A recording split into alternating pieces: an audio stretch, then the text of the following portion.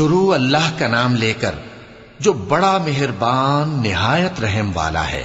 فجر کی قسم اور 10 راتوں کی اور جفت اور طاق کی اور رات کی جب رخصت ہونے لگے، اور بے شک یہ چیزیں عقل مندوں کے نزدیک قسم کھانے کے لائق ہیں، اس بات پر کہ کافروں کو ضرور عذاب ہوگا۔ کیا تم نے نہیں دیکھا کہ تمہارے پروردگار نے قوم عاد کے ساتھ کیا کیا، جو ارم کہلاتے تھے، دراز قد مانند ستونوں کے، کہ تمام ملک میں ایسے پیدا نہیں ہوئے تھے؟ اور سمود کے ساتھ کیا کیا، جو وادی قرا میں چٹانیں تراشتے تھے؟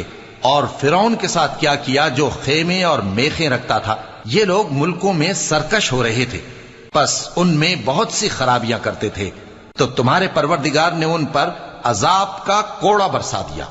بے شک تمہارا پروردگار طاق میں ہے۔